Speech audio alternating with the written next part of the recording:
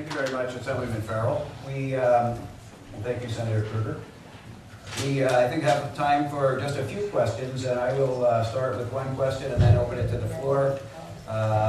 Anyone who does have a question, we ask you to keep your question brief, and as Tom mentioned earlier, identify yourself and speak into the microphone that we will offer you. So let me start just by asking our representatives from the Senate and the Assembly. Obviously, if any of these proposals are to become law, they would have to pass both of your houses. But I ask each of you to comment on the other house's reform package, an element that is not in your own plan, and one that leaps out to my attention in the Senate plan that I don't think is in the Assembly majority package is the biennial budget. And in the Assembly plan, something that I don't think is in the Senate majority package, which is the procedures for dealing with intra-year budget gaps that arise. So, if there are other elements of the other House's proposals that you would like to touch upon, whatever suits your fancy. So I don't know which of you would like to go first, but we'll continue the pattern. Senators first. Very good. Thank you. I don't think there's anything that is ultimately agreeable upon between the two houses. The Assembly, I don't want to misspeak, accepted many of the parts of the Ravitch plan as they have been laid out, tied into the bonding. All right, so when you talk about the intra-year gap, the question is bonding. The Senate, I was going to be careful because I don't speak for the whole Senate. Denny probably can speak for the Assembly. I know better than that. But I definitely don't pretend I speak for the Senate. The Senate is not opposed to the concept of borrowing. The devil's in the details. We're concerned about borrowing for operating expenses, except in emergency situations. And mostly the disagreement between the Assembly and the Senate right now is we think that expanding on the tobacco securitization bonds that exist already might be a cheaper way to get some of the borrowing done than going the Dick Ravitch model of going to new bonds. But I think that's absolutely negotiable. It's true, I won't answer the question about the two-year budget. I know the Assembly has had legislative budget office proposals. We're all talking gap budgeting, which I think is one of the real wins that can come out of this process. And I know that our staffs are actually meeting regularly. So I'm going to say that we, by and large, are far more in agreement than disagreement, and more in agreement than we've seen in many years, and that a number of these proposals can get done both in the context of this year's budget and some variation on what Lieutenant Governor Ravitch has recommended. I agree with Liz. We basically agree with many of the things that are going on. We've done so many of these bills, I lose track of which one I did when, but I know we did one 2 years ago where we put together a bill which was also 2-year, because we were also going to the June 1st date, and we required, you need to have a 2-year if you're going to a June 1st, because you have to do that for education, because you've got to let the local school boards know generally what you're going to be planning to give them the second year, because you're going to be doing it every year.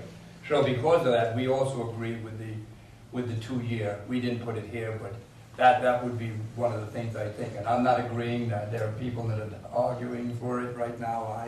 That would be my position if someone asked me as to what to be done. Actually, but they're two separate issues really, because Liz answered a question she wasn't asked, which was, what are we doing for the budget? And I want to stay away from that one, because there is a question of whether we follow the Ravitch plan and borrow, or whether we look at the tobacco, because we do have with most of the numbers that both sides look at, we're about $2 billion away from each other, $2 billion short. We need to find $2 billion. The problem, of course, is for those that there is a belief that we're not going to dig out of this, and Wall Street is not going to revert to its good old days where it comes up with additional money for us for another 2 or 3 years. So we're going to have to come up with a long solution, because we're going to have to go back again next year and then the year after, because we are definitely, as I said, for once we really are in deficit. We're going to be in deficit going into next year, and if we don't get additional federal monies, there were concerns we have to have about that, because what dug us out originally was the federal monies that we got. So yes, and we are looking at the tobacco money, and we're also looking at the lieutenant governor's numbers as to what's going there. I think that's something we'll come up with a solution, because, as I say, we have to, it's got to be a 3 to 5 year solution. So if we don't take it this year, we'll take it next year, but we're going to, all of those things are going to be utilized. Thank you. All right, we will welcome questions from the audience. If anyone has a question for Senator Krueger or Senator Farrell. There'll be a test tomorrow. Yeah. Yes, sir. I'm Maynard Toll. I'm chairman of the Edmund Muskie Foundation. It puzzles me with all the debate that exists on state budgeting matters that there seems to be almost no discussion of how we might compare to other reasonably comparable large population industrial states. Because in a number of budget areas, clearly we are outliers. So is it just because we're the Empire State and we have nothing to learn from others?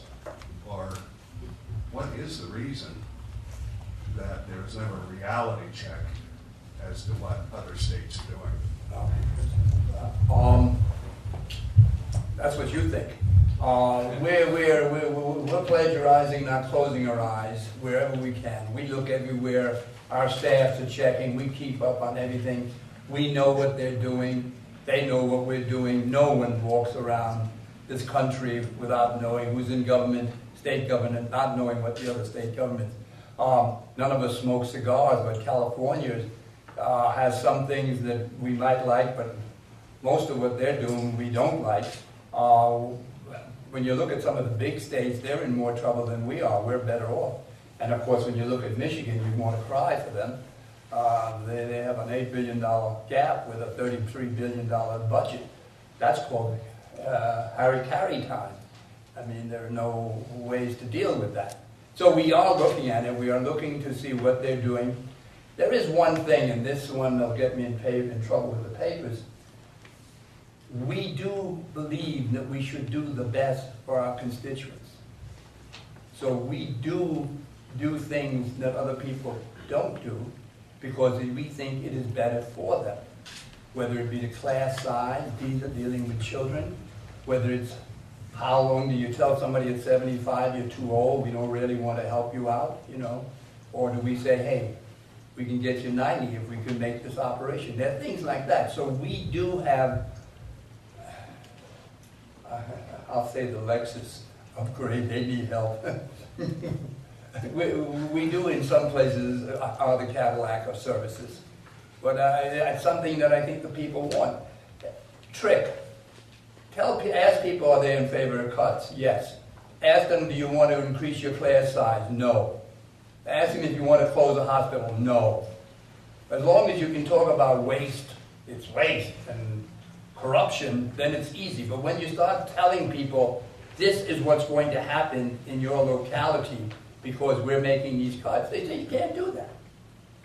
So we're in a rough situation here, and we really are trying not to do damage. I mean, when we looked at the education bill, we were looking to see where we could actually take one bulb out of each light bulb and hope that there isn't any weak-sided child. Things like that that does not affect them directly in terms of classroom size. Senator Krueger? I was going to say, I'm not sure if I understand the question that broadly written. I agree with Denny that New York State government looks at all the different states, but if there are specific recommendations you would want to make to us, I know, in fact, Mike, who's my committee staff, is 2 seats over. We would love to hear what else we should be looking at. I think Denny's point about the current reality of the budget crisis, There isn't a state where you're not going to find some crisis going on, and New York is, knock on wood, not nearly as bad off as many other states at this point in time. Despite all of these structural problems, I admit freely we could work on and should work on. Well, I just meant some obvious areas where we are outliers as compared to other states, Medicaid being the most, egregious example. But there are others like education. And what is it that makes us think that we can do this permanently and not suffer some damage competitively with other states in terms of economic development? The answer to that is we will educate our children better so they will make more money and we'll get more taxes. Although the interesting question on Medicaid, since Denny jumped into education, is now that national health care is passed, even though it's probably not what any of us imagined it would be, whether we thought we would like it or not like it, many of the models New York State has been ahead of the game on. We had Child Health Plus before the feds. We had expanded health care for low-income families who were above Medicaid because of our recognition as a state that access to health care was so important. And so the country to some degree is following the lead of New York State on access to health care, although it's true. It was a bigger chunk of our budget than other states' budgets.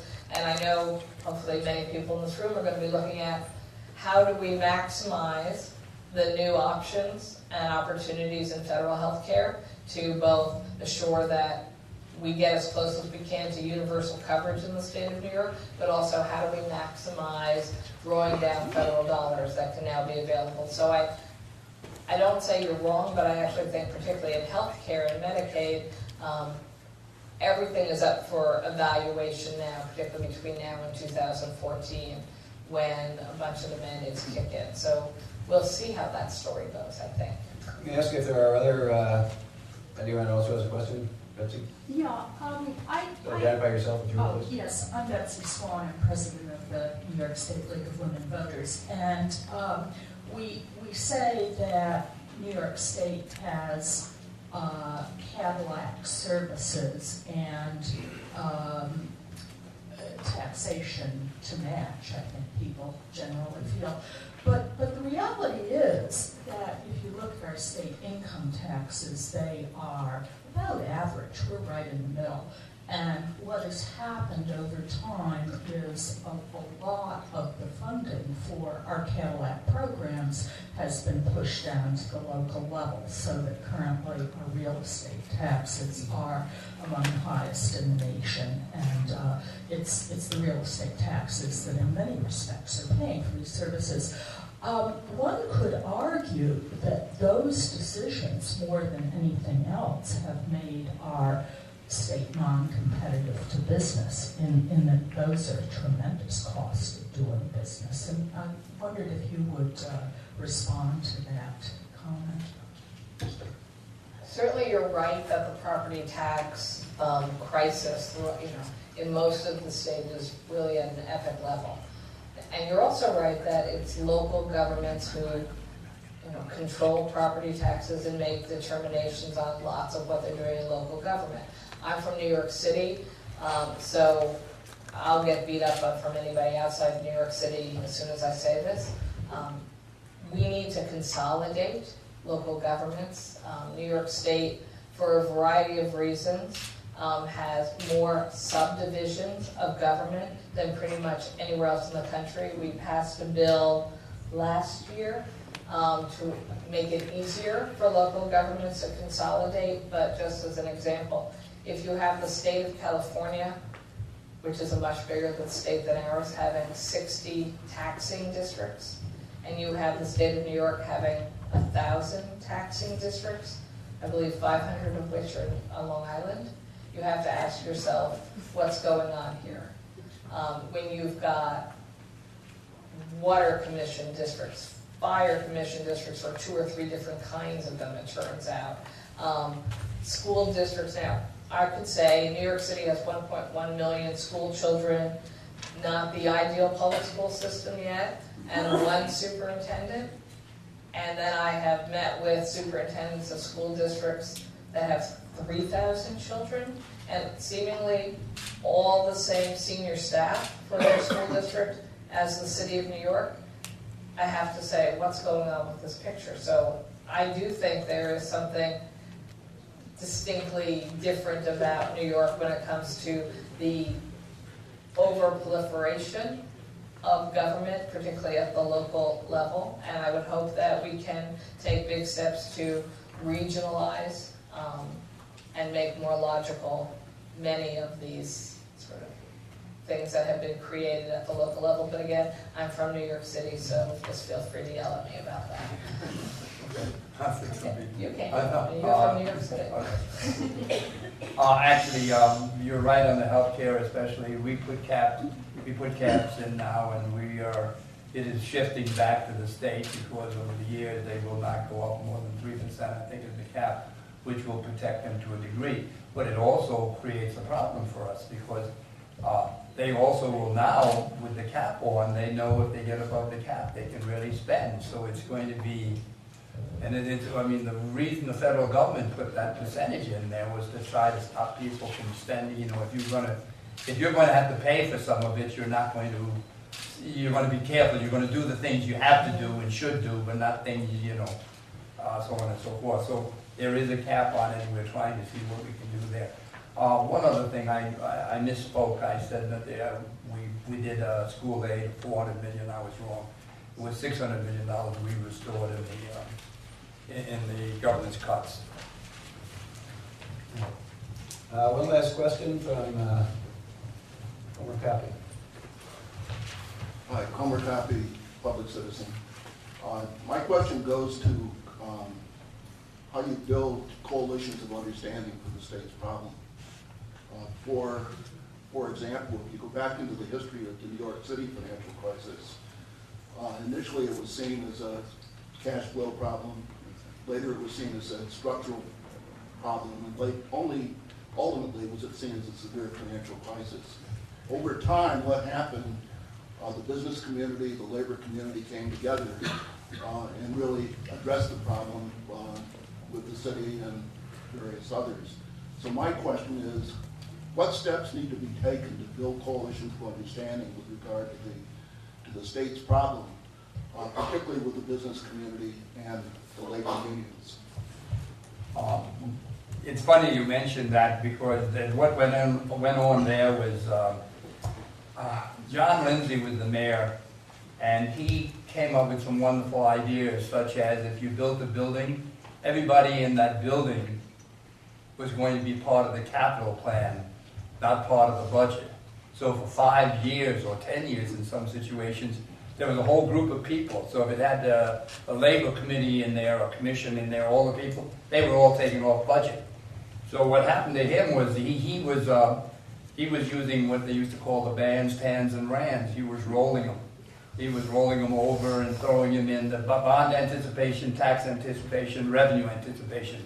They were the ones, and he was rolling. And then what happened was Rockefeller stopped being the governor. And one of the major banks who had a relative there and a couple other banks got themselves into trouble. And they were holding REITs they shouldn't have been holding, which were bad, and they were holding bad paper. And they told them, you got to get rid of the New York City paper. And they gave them to little old ladies. And then all of a sudden the market began to drop. They just went bad, and they couldn't get any more bands, rands, or tans. So it was a cash problem at first, because no one had figured out what they had done wrong, and no one would lend them any more money to get to the next year, because they were just rolling these bands and rands over.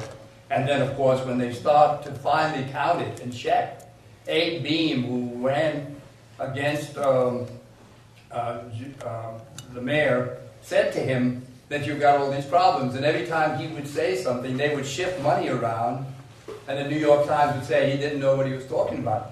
1973, he became the mayor. Everything he said was wrong turned out to be true, and it crashed on top of him. And Mr. Koch just beat the crap out of him, the stones out of him, excuse my language.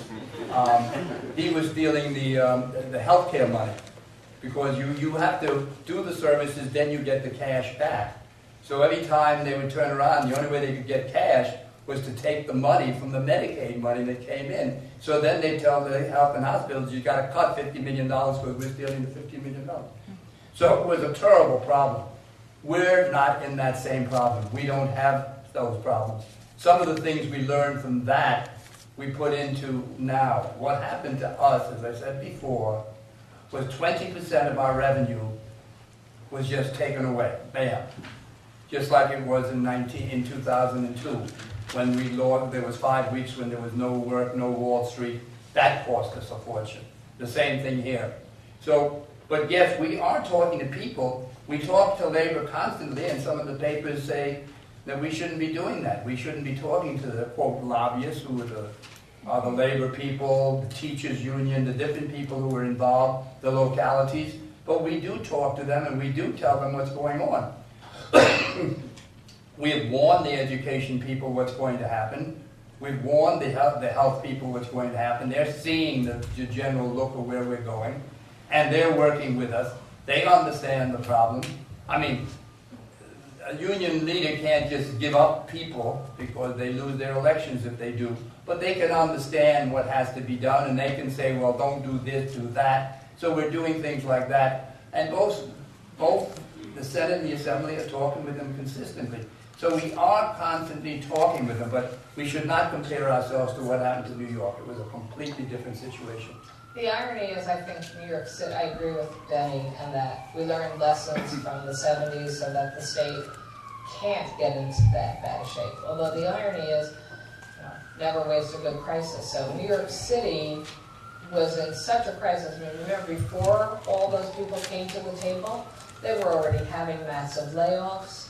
They were already having the federal government say, go to hell, we don't care if you go down the tubes. Remember that?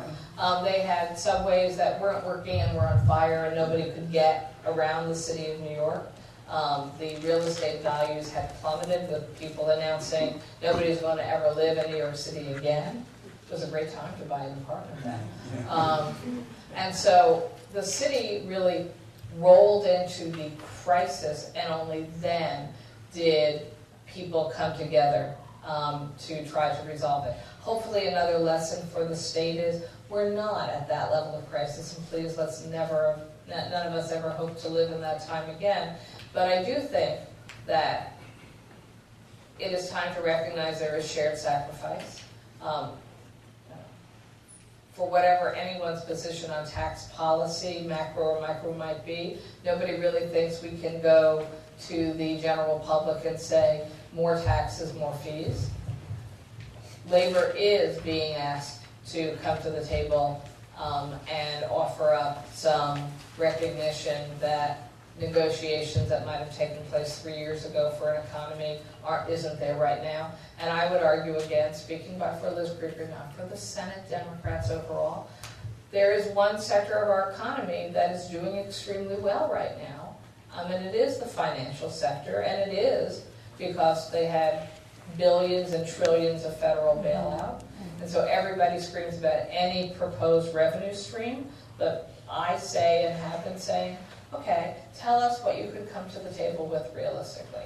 It's, as Denny has described, we're going to have a few years of bad economics translating to continuing shortages in state revenue.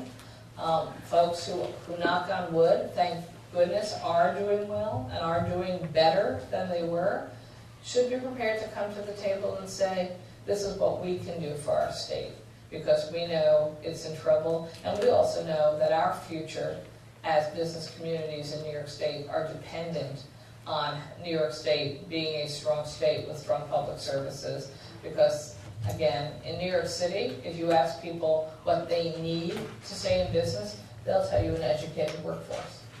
That's what they'll tell you. So to say we're not going to educate people is to tell our future and our future business community, we don't give a damn what you need, because we know what they need, and we need to make sure that government's there to deliver that. I think that will be the final comment from our first panel. Please join me in thanking Senator Ravitch.